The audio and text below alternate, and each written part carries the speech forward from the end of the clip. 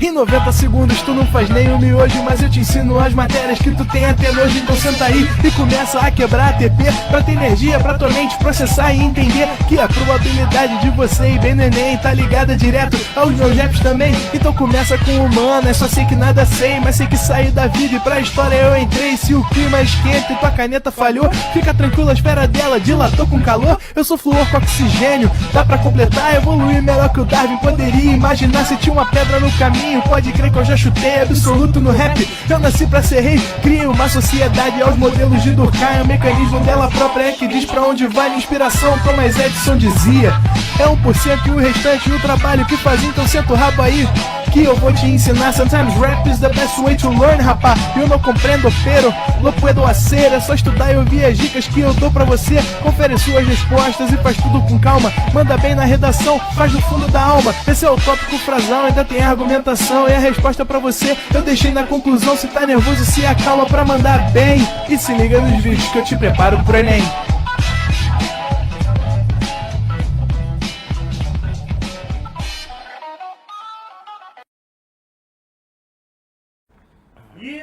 Estamos online, Felipe. Salve, salve, galera! Muito boa noite, tudo bem? Sejam todos muito bem-vindos a mais uma aula de português. Hoje nós vamos falar sobre intertextualidade, dando continuidade, só que nós vamos falar sobre os tipos de intertextos, ou seja, daquelas classificações. Mas e aí, Racine, como é que você tá? Tudo bem? Tudo bem, tudo bem. Maravilha, maravilha. Bem, na última aula, nós vimos a intertextualidade considerando a ideia de ela ocorrer de maneira implícita ou de maneira explícita. Hoje, nós vamos falar sobre os tipos de intertextualidade para que, caindo na prova, vocês saibam exatamente identificar o que é cada coisa, ok? Bem, vamos começar pela paráfrase. A paráfrase é, sem sombra de dúvidas, o tipo de intertexto mais comum e mais fácil também de nós identificarmos. Na paráfrase, o texto original tem um conteúdo e o meu texto precisa manter exatamente esse mesmo conteúdo, só que usando outras palavras. Então, vocês vão fazer isso muito na faculdade, vocês já devem ter feito muito isso na escola durante a apresentação de trabalhos.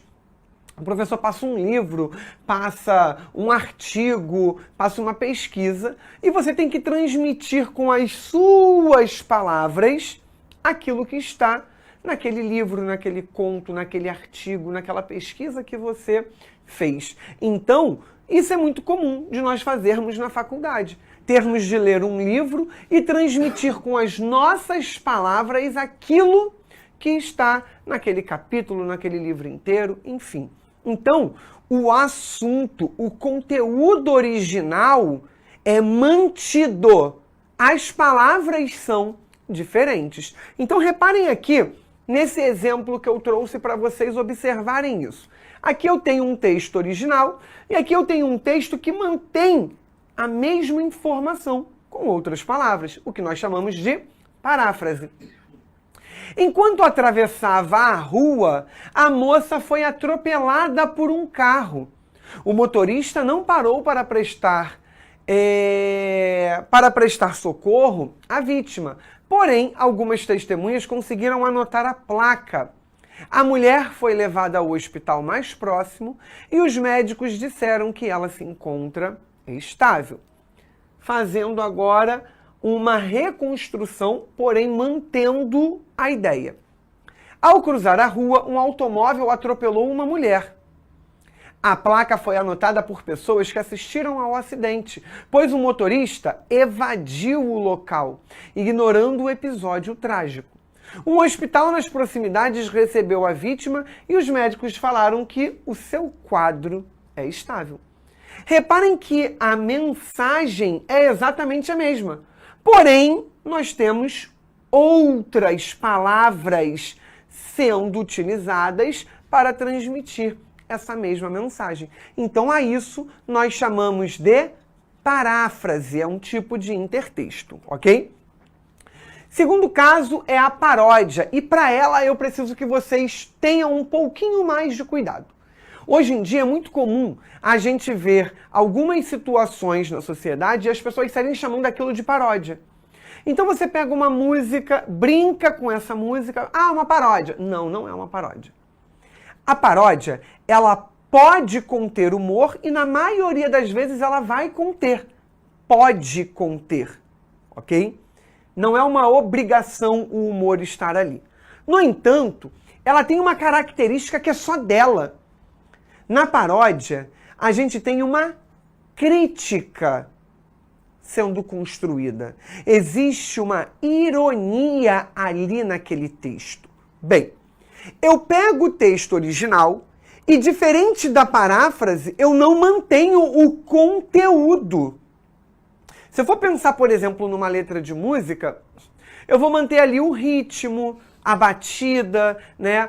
a ritmização, a rima. Eu vou fazer lembrar a estrutura do texto original. Na paródia, a estrutura é mantida, mas o conteúdo não. O conteúdo é completamente diferente. O conteúdo é outro. E esse outro conteúdo é construído com o intuito de trazer uma crítica, de trazer uma ironia. Pode ser uma crítica ao texto original? Pode, não tem problema nenhum. Mas pode ser uma crítica a uma situação social. Então reparem aqui comigo, nesse texto, que é um texto originário, que vai dar margem para construções de paródias. Canção do Exílio de Gonçalves Dias. Olha a estrutura do texto. Minha terra tem palmeiras onde canta o sabiá. As aves que aqui gorjeiam não gorjeiam como lá.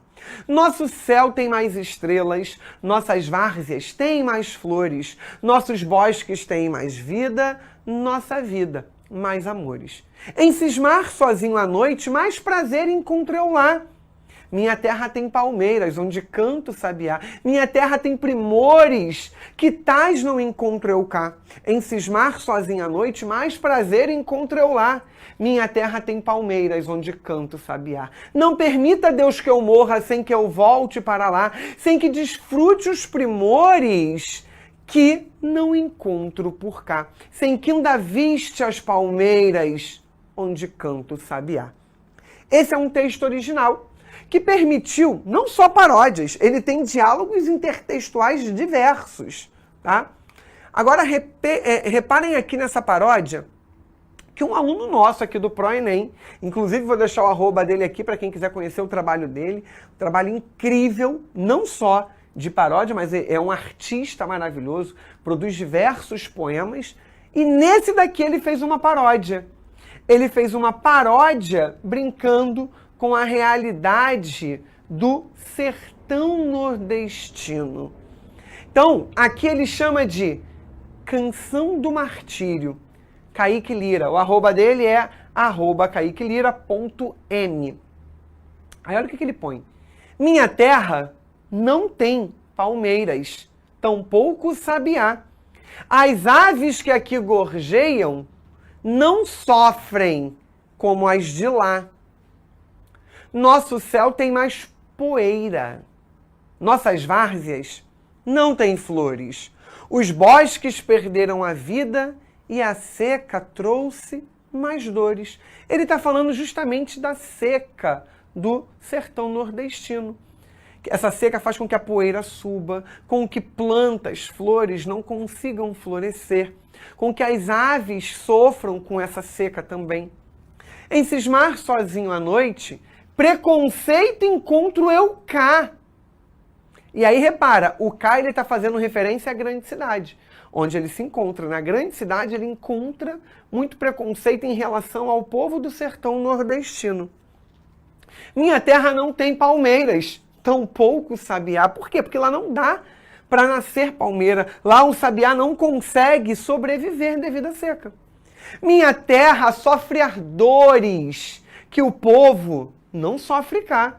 Ou seja, o povo do sertão nordestino sofre aquilo que o povo da cidade grande não sofre. O povo daqui à noite explora o povo de lá. Minha terra não tem palmeiras, tampouco sabiá. E aí ele está falando justamente dessa,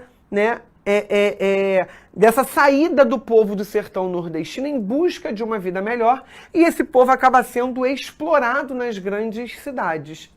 Não permita, Deus, que eu morra sem ver o quadro mudar, sem que desfrute os primores, morando até mesmo lá, sem ver verdes as palmeiras e a volta do sabiá.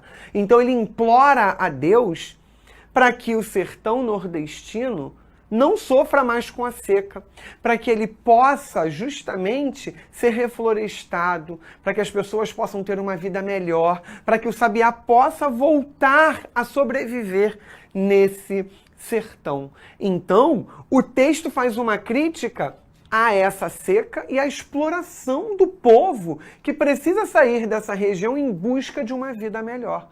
É um texto que mantém a estrutura e que vai retomando aí as palavras palmeiras, sabiá, para fazer referência ao texto original, mas que não mantém o conteúdo original. O conteúdo original do texto que a gente viu faz referência a justamente um sofrimento que o eu lírico tem em relação à sua terra amada, que ele está distante, ele está exilado. Então, por isso, a canção do exílio. Ele está num lugar que não é a sua terra natal e ele faz uma canção de saudosismo em elevar a sua terra natal, de modo a chamar a atenção para as belezas de lá, o que faz com que ele sofra, porque ele não encontra nenhuma dessas belezas no lugar em que ele está. Então, a paródia aqui não traz esse conteúdo. Ela traz um conteúdo de crítica, chamando a atenção para uma situação crítica, ok? Agora reparem nesse texto aqui. Esse texto me chocou muito. Um texto feito por uma criança de uma escola no Rio de Janeiro, dentro de uma comunidade aqui. E aí, essa criança escreveu essa paródia desse mesmo texto, tá? Então, o nome, Matheus Alckmin. O arroba dele também tá aqui, tá?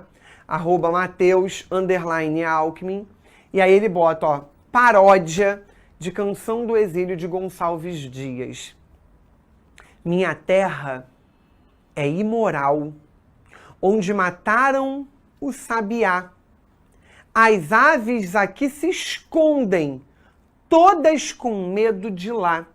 Ele está falando justamente da violência que assombra esse lugar, né? Eles são vítimas a todo momento de conflitos armados entre policiais e bandidos. E aí mataram o Sabiá. O Sabiá representa essa ideia da sociedade, né? Ele foi assassinado. E o Sabiá não tinha nada a ver com isso, por exemplo. E aí muitas outras aves, ou seja, muitos outros indivíduos se escondem com medo de tudo que estão vivendo lá. Nosso trono tem mais mentiras. Nossas vidas são oprimidas por cacetetes.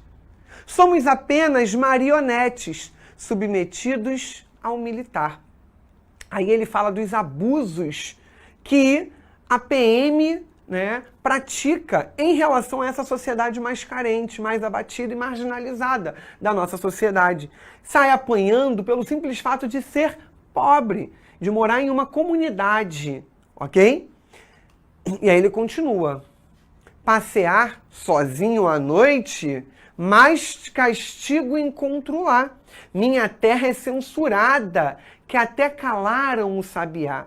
Você não pode sair à noite porque você vai ser visto como bandido. Você vai ser preso, vai ser humilhado, vai sofrer uma agressão.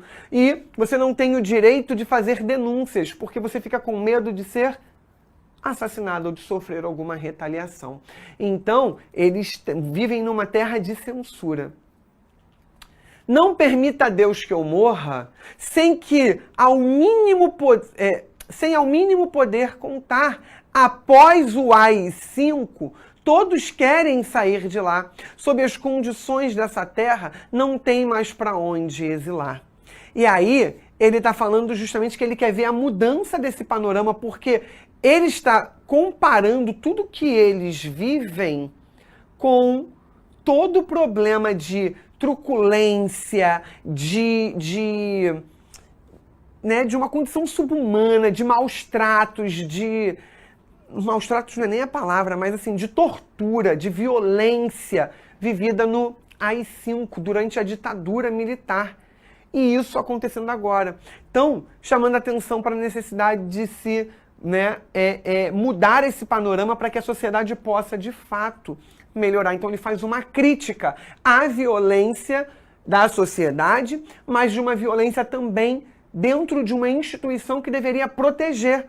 E ele não se sente protegido, assim como as pessoas dessa mesma comunidade. Eles se sentem, na verdade, aviltados, açoitados, criminalizados e se sentem amedrontados diante da presença dessa instituição. Então, o texto dele é uma crítica a toda essa violência instaurada aí na nossa sociedade. Portanto, dialoga com o texto original, mantém a sua estrutura, tem a intertextualidade que mantém a estrutura e traz uma crítica, paródia. Então reparem, aqui não tem humor. No texto anterior do Kaique também não havia humor, havia a crítica. A paródia pode conter o humor, mas o humor não é uma característica obrigatória. No entanto, a paródia tem como característica obrigatória a crítica. Aí sim, a ironia, a fim de construir exatamente essa reflexão, esse olhar crítico sobre o texto. Beleza? Então fiquem atentos a isso. Alusão ou referência. Na alusão ou na referência, a gente pode ter algumas situações. Por exemplo, a gente deixa insinuado no texto uma referência a outra coisa. Como que isso pode acontecer? Por meio de elementos imagéticos, tá? E aí, imagens que sejam referências clássicas do texto original. Vou dar um exemplo. Lá no Chapolin Colorado ele tem aquela marreta, né? Aquela marreta é muito clássica. Eu posso usá-la e tirá-la de lá e fazer uma outra construção, sem crítica, sem nada. Fiz aí uma alusão, uma referência a ele. Eu posso pegar um texto e manter toda a sua estrutura, sem crítica. Posso ter humor? Posso ter humor, mas não tendo crítica, porque se tiver crítica, é paródia. Eu fiz uma alusão. uma referência. Então eu vou retomar algo que é marcante no texto original, mas não tem crítica. Nem mantém o conteúdo, nem traz crítica. Porque se mantiver o conteúdo, é paráfrase. Então o conteúdo aqui é outro, mas não contém crítica, ok? Então fiquem atentos a essas nuances aí. Reparem aqui. Você é brasileiro? Sim. Ela traiu ou não traiu? Quê? E é brasileiro? Repara, essa pergunta aqui, ela traiu ou não traiu, ela é uma pergunta que gira no imaginário do povo brasileiro a partir da leitura da obra Dom Casmurro. Capitu, traiu ou não traiu? Ela apenas insinua. Repara que ela usa o ela. Não usou nem o termo Capitu. O ela traiu ou não traiu é uma pergunta clássica para quem leu a obra Capitu, a obra Dom Casmurro, que fala sobre essa famosa traição. E na nossa literatura, essa referência é exclusivamente dessa obra. Então, fez uma referência, uma alusão. Ela retomou uma alegoria, uma imagem que se constrói dentro da obra para poder fazer esse diálogo, ok? Então a isso nós chamamos de alusão ou de referência, ok? Apropriação. A apropriação é uma coisa muito fácil também de ser identificada. Na apropriação, o texto original, como o nome já diz, é usado de maneira apropriada. Eu me aproprio daquilo, eu pego aquilo para mim. Só que ao pegar aquilo, eu reconstruo de maneira artística. Eu dou um novo olhar para aquilo. Essa técnica foi muito usada pelos artistas modernistas, conhecido como ready-made, em que eles pegavam um texto, por exemplo, uma notícia de jornal, e eles recortavam as palavras que eles queriam, não necessariamente todas. Aí eu gosto dessa palavra, eu gosto dessa, eu gosto dessa, eu gosto dessa. Ou, sei lá, eles pensavam, eu quero falar sobre, sei lá, violência, né? E aí eles pegavam uma notícia e eles recortavam palavras que pudessem girar em torno desse assunto, violência.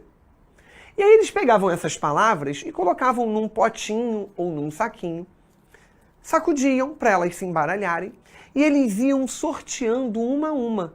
E na ordem exata em que elas saíam, eles iam colando de modo a construir um poema. Um poema a partir de um outro texto que já existia. E a isso a gente dá o nome também de apropriação, tá? Então aqui é um exemplo dessa técnica do ready-made, em que o sorteio de palavras que foram escolhidas pelo autor, para que elas pudessem formar um novo texto.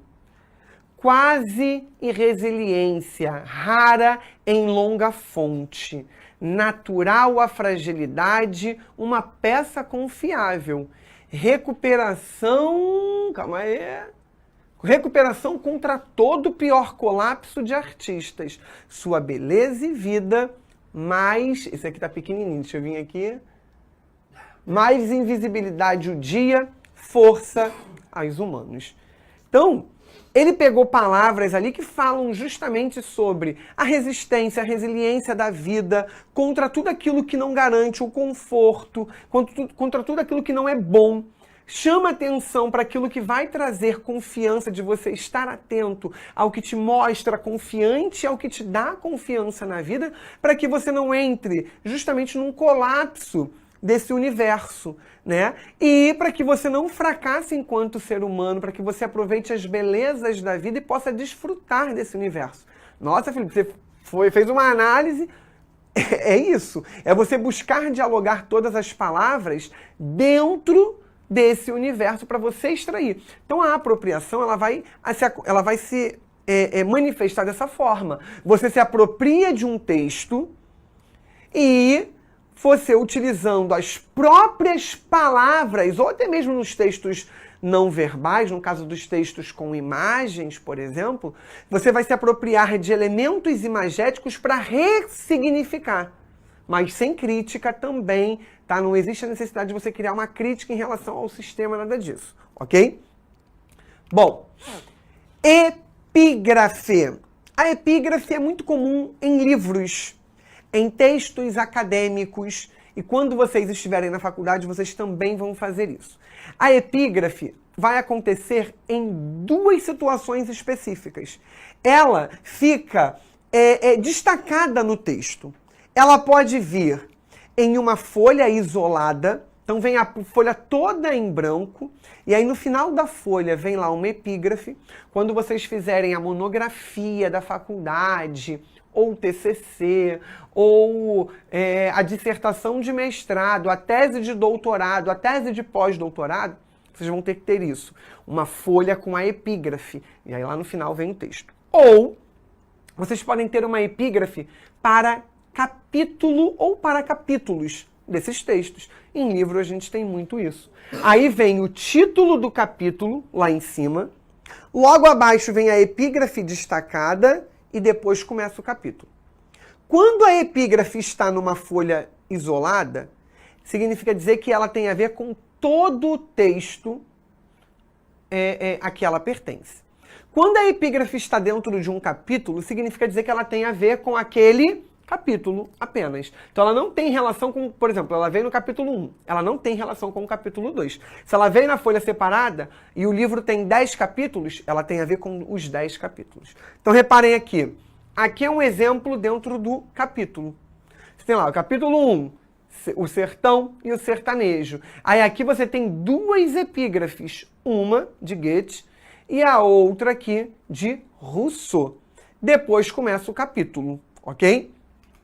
E aqui, uma epígrafe que vem em folha em branco. Lá em cima só vem escrito epígrafe, é o título. E aí você vem lá para o final da folha. Sou como a haste fina, que qualquer brisa verga, mas nenhuma espada corta. Maria Bethânia. Aí ela vem ao final, significa dizer, ela vem ao final da folha, significa dizer que ela tem relação com todo o texto, com o que está por vir ainda, ok? Essa daqui, essas duas aqui só tem a ver com o capítulo 1.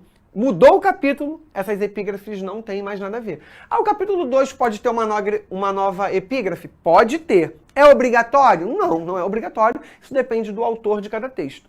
Então, por exemplo, na minha dissertação de mestrado, eu me lembro de eu tive uns 9 capítulos e eu tive a epígrafe geral, que é essa daqui, e dentro dos capítulos eu devo ter colocado mais 5 epígrafes, ou seja, uma para cada capítulo, mas houve capítulos em que eu não coloquei. Na minha tese de doutorado, eu só coloquei a epígrafe geral. Dentro de cada capítulo eu não coloquei epígrafe nenhuma. Então, fica a critério de cada autor, ok? Bem, seguindo adiante, a gente tem a tradução. A tradução nada mais é do que você fazer o que a gente chama de verter. Ou seja, eu pego um texto de outra língua, eu mantenho a estrutura e o conteúdo. Então, ó, lá na paráfrase, eu só mantenho o conteúdo. A estrutura eu não preciso manter. Mas o texto já é da minha língua. Aqui não. O texto é de outra língua. Eu estou trazendo para a minha. Ok?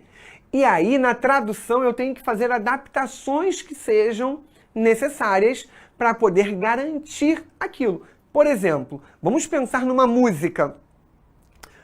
Quando não é uma música, eu posso traduzir tal e qual, que o meu intuito é só levar o conteúdo para você. Quando se trata de uma música, não basta que eu leve só o conteúdo.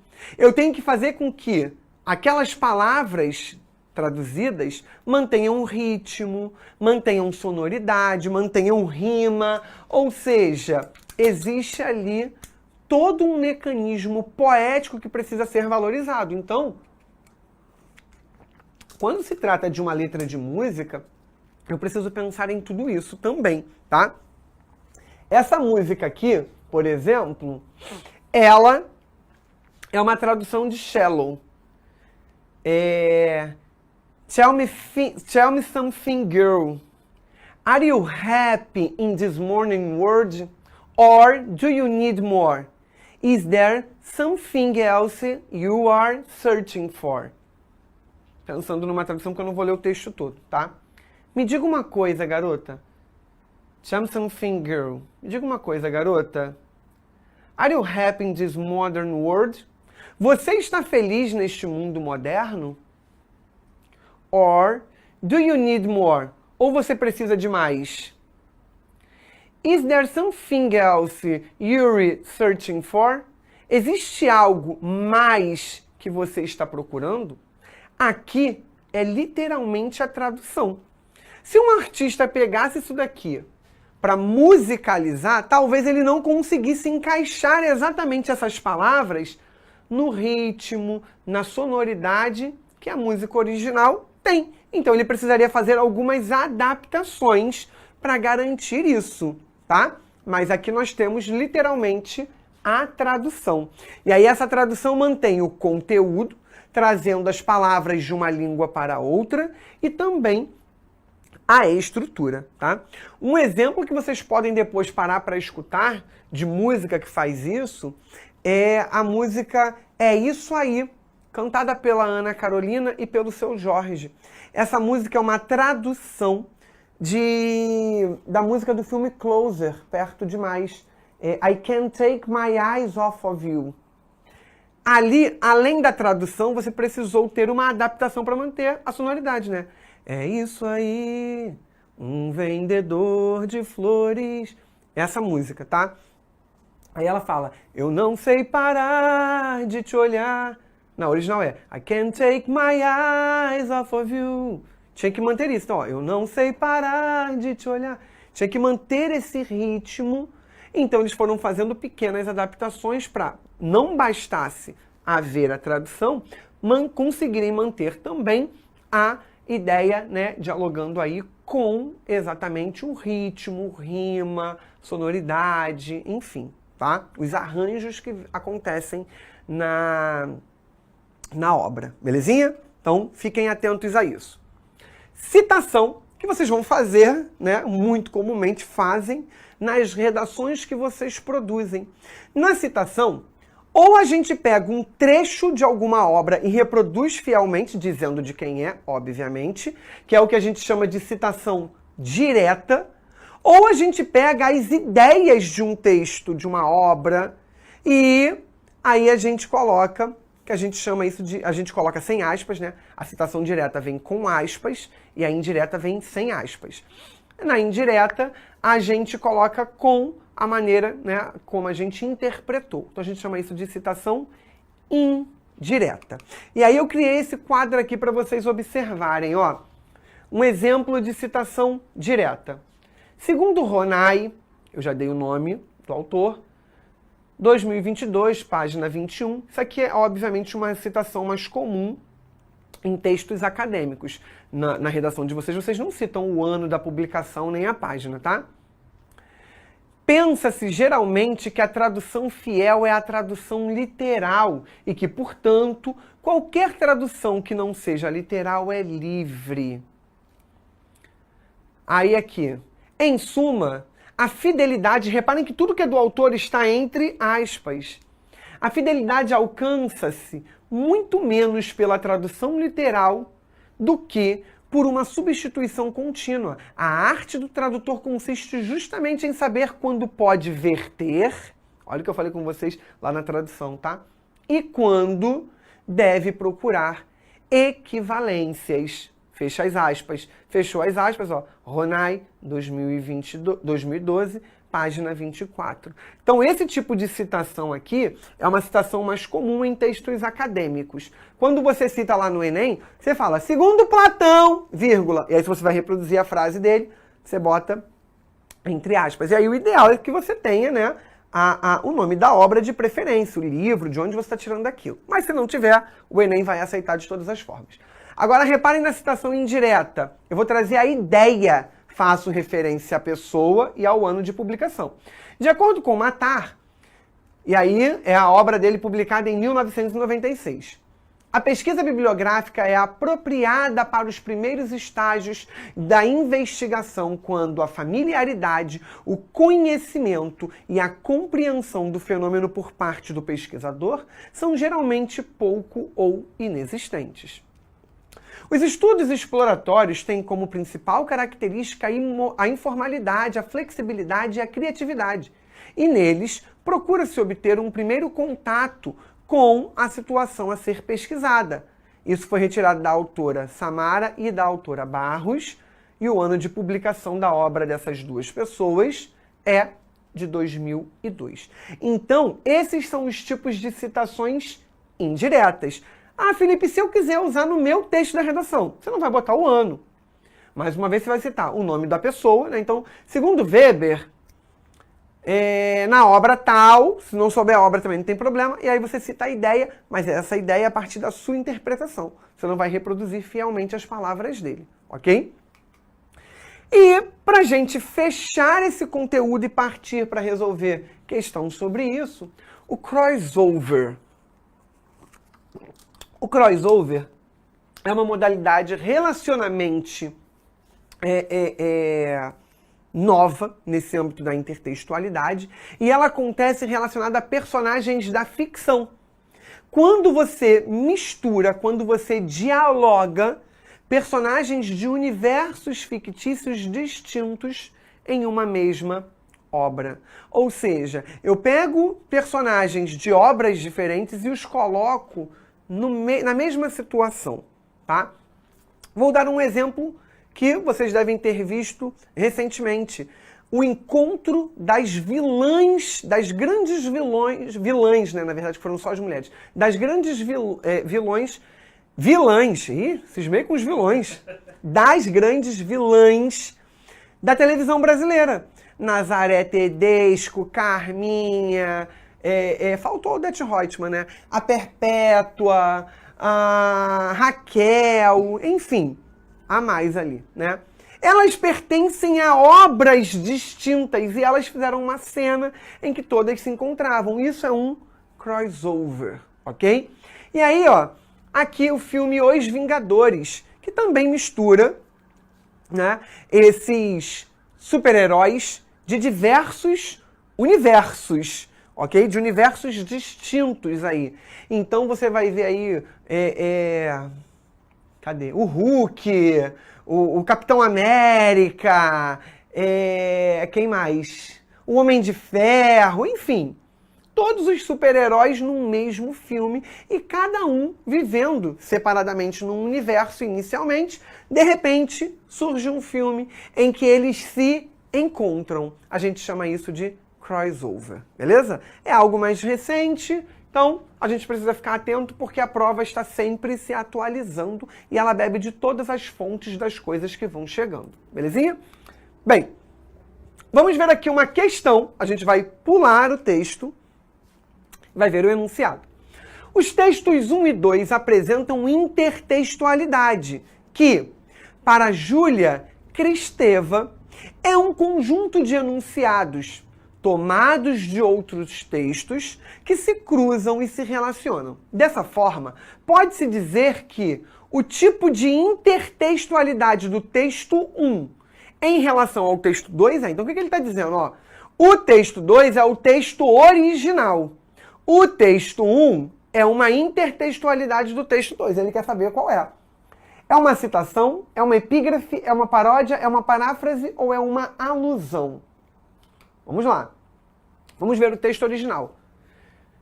Música clássica de Claudinho Bochecha. Aí, Racine, ó.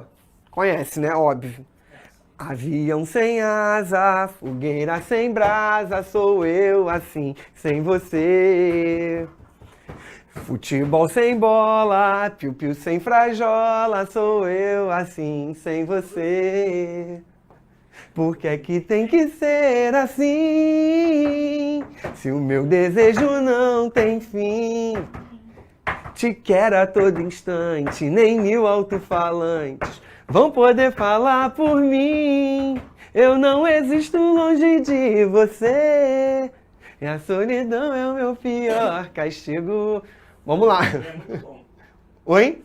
Eu não consegui assistir ainda, acredita? Não consegui. Mas já vou ficar com isso na mente. Aí vamos ver o texto 1, que é uma intertextualidade desse daqui. Peixinho sem água, floresta sem mata, é o planeta assim sem você. Rios poluídos, indústria do inimigo, é o planeta assim sem você. Reparem, mantém a estrutura, mantém o ritmo e traz um texto que brinca em alguns momentos, né? Quando eu digo brinca, não é de brincadeira, não. É de deixar claro, né? Ó, assim sem você, assim sem você, que você percebe esse diálogo mais imediato. E aí ali a gente tem exatamente uma paródia. Por quê? Porque tem uma crítica. Uma crítica exatamente à ideia do desmatamento, da poluição, da exploração do homem em relação ao meio ambiente. Ele consome tudo de modo não consciente. Então tem uma crítica ali. O planeta sem você, ou seja, o planeta precisa de você para que a indústria não tome conta e destrua tudo, para que os rios, os mares não sejam poluídos, né, e matem os peixes, que inclusive é uma fonte de alimentação do ser humano. Então ele está chamando atenção para isso. Ele, né, dialoga com o texto original, intertextualidade, e mantém a estrutura, o ritmo, e o conteúdo é diferente, trazendo uma crítica, paródia. Beleza? Vamos ver aqui a próxima questão. Vamos pular o texto e ver o enunciado. No texto, emprega-se, de modo mais evidente, dois recursos de intertextualidade. Um, o próprio autor o torna explícito. O outro encontra-se em um dos trechos citados abaixo. Identifique-o. E você, bêbado, você é um horror, ilusão sua. Amanhã de ressaca vai olhar no espelho e ver o alcoólatra machista de sempre. D. Vai repetir o porre até perder os amigos, o emprego, a família e o autorrespeito. E. Perco a piada, mas não perco a ferroada. Vamos lá. Você é um horror e você, bêbado. É, mas amanhã eu tô bom. Ilusão sua. Amanhã de ressaca, vai olhar no espelho e ver o alcoólatra machista de sempre. Vai repetir o porre até perder os amigos, o emprego, a família e o autorrespeito. Perco a piada, mas não perco a ferroada. Então, repare, ele diz que tem duas construções de intertexto. Uma o autor deixa explícita, ou seja, ele já faz isso de modo muito claro e ele quer saber qual é a outra. E aí, ele está pedindo para a gente identificar exatamente, né, em um desses trechos, essa indicação. E isso está aqui, ó, no perco a ferroada, mas não... perco a piada, mas não perco a ferroada. Que a frase é, perco o amigo, mas não perco a piada. Então ele faz um diálogo com essa frase de, ó, eu perco a piada. Ela perdeu a piada ali e tal. Mas ela não deixou de dar uma patada nele, ok? Então eu tenho exatamente essa construção aí, dentro do texto de intertextualidade. Belezinha? Dá tempo de a gente resolver mais uma. Vem aqui comigo. O enunciado diz assim, ó. A intertextualidade é um recurso criativo utilizado na produção do texto. No conto, Machado de Assis dialoga com o clássico Hamlet, de Shakespeare, com o fito de revelar a ambiguidade própria da obra machadiana em Hamlet, de William Shakespeare, discutir o conhecimento científico e o conhecimento místico na sociedade burguesa do século XX, reconhecer a importância da espiritualidade na formação da sociedade do século XIX. C. Reafirmar a crença no conhecimento científico para explicar as situações da vida humana. D. Reconhecer a importância da espiritualidade na formação da sociedade burguesa do século XIX. Ou na verdade, aqui, né, era uma opção daqui. Aqui tá errado, tá? Esse reconhecer, nananana. Ironizar o culto ao cientificismo da sociedade burguesa. Vamos ler o texto. Hamlet observa a Horácio que há mais coisas no céu e na terra do que sonha a nossa filosofia. Então ele já traz essa informação, né? Essa frase vocês já devem conhecer. Há mais coisas entre o céu e a terra do que supõe a sua vã filosofia. Era a mesma explicação que dava a bela Rita ao moço Camilo, numa sexta-feira de novembro de 1869, quando este ria dela por ter ido na véspera consultar uma cartomante. A diferença é que o fazia por outras palavras. Ria, ria. Os homens são assim, não acreditam em nada, pois saiba que fui. E que ela adivinhou o motivo da consulta, antes mesmo que eu lhe dissesse o que era. Apenas começou a botar as cartas, disse-me, a senhora gosta de uma pessoa. Confessei que sim. E então ela continuou a botar as cartas, combinou-as e no fim declarou que eu tinha medo de que você me esquecesse, mas que não era verdade. Bem, ele usou uma frase de William Shakespeare, há mais coisas entre o céu e a terra do que supõe a vã filosofia, para fazer exatamente um diálogo com a obra dele. E aí, ele quer saber com que objetivo isso foi feito. O objetivo foi o de reafirmar a crença no cientificismo para explicar as situações da vida humana. E essa questão, ela tem uma questãozinha que seria um pouquinho complicada de você pensar, que é o ironizar, que existe uma ironia machadiana muito comum. Então, olha só, existe mais coisas entre o céu e a terra do que supõe a vã filosofia. Então, o nosso conhecimento científico é aquilo que a gente pode comprovar. Ele não consegue comprovar absolutamente tudo da vida humana.